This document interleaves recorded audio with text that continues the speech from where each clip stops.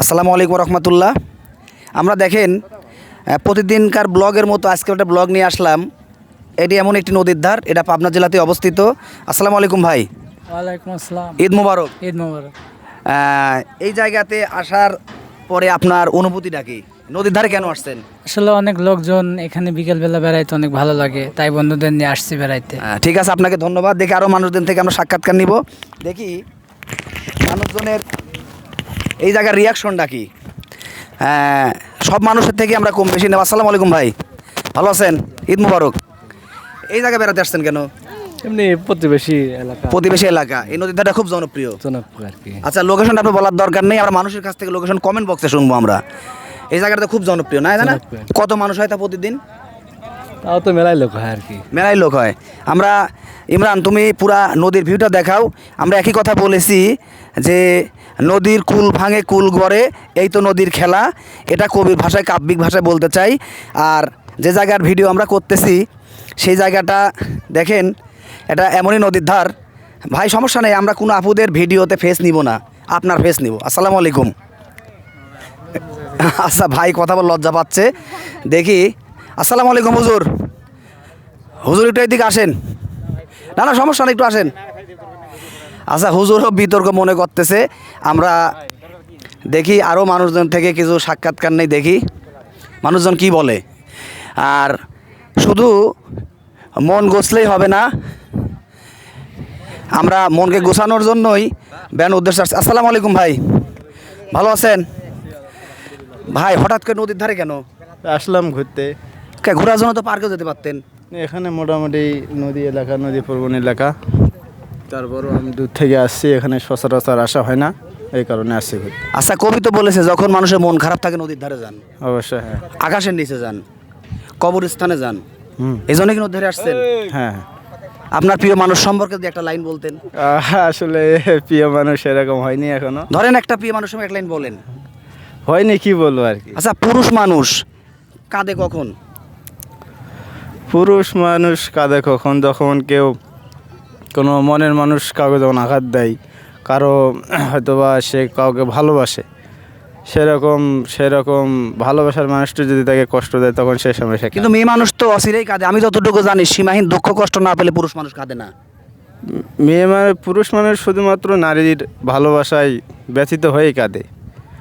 আর আসলে জীবনে, সবার জীবনে ভালোবাসা থাকে। আপনি কি বিবাহিত?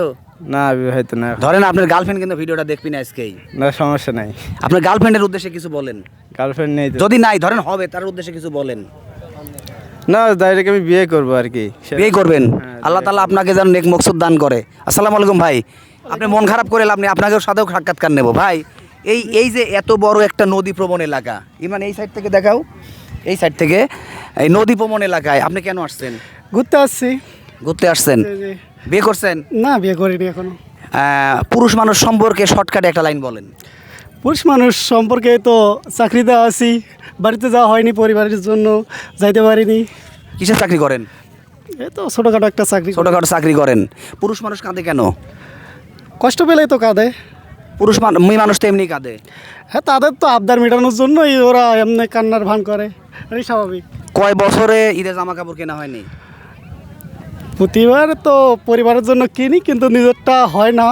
ধরেন আপনি বিবাহিত কিনা, না, অবিবাহিত। ধরেন গার্লফ্রেন্ড আপনার থেকে বললো এই যে আপনাকে একটা 3 পিস দিতে হবে, যদি না দিতে পারেন? না, কখনো মেয়েদের দেওয়া হয়নি।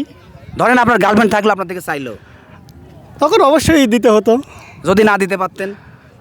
সে কান্না করতো স্বাভাবিকভাবে। কিন্তু আপনি যদি বলতেন আমাকে একটা গেঞ্জি কিনে দাও? কখনো চাইনি তো, তাদের মন মানসিকতা বুঝি না। তবে একটা সময় চেয়ে দেখবেন মেয়ে মানুষ কি বলে। সময় এলে অবশ্যই যাবো। আচ্ছা ঠিক আছে, আমরা আরও কিছু মানুষদের থেকে কিছু সাক্ষাৎকার, আপু আপনার সাক্ষাৎকার নেওয়া যাবে? আচ্ছা, আপুর থেকে নিব না, ভাইয়ের থেকে নেবো। আসসালামু আলাইকুম ভাই। ভাই মনে হচ্ছে যে শ্বশুর বাড়ি আইছেন। হ্যাঁ ভাই, শুধু হ্যাঁ ভাই, তো শ্বশুর বাড়ি আসলে কি বেড়াতে আসতে হয়? শুধু আইসি ভাই বেড়ানোর জন্য আসা। শ্বশুর বাড়ি সম্পর্কে একটা লাইন বলেন।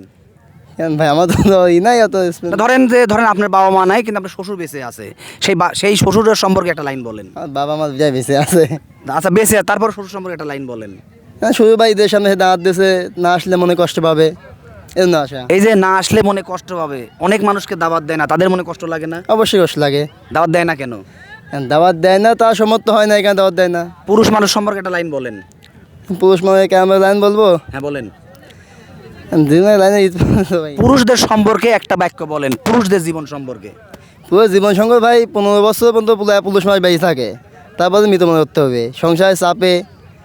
তারপর যখন ধরেন 30-35 বছর পার হয়ে যায়, এই ঈদে আপনি কি কিনছেন? এতে আমি কিছু নেই নাই, বউর জন্য কি কিনছেন? 3 পিস কিনছি।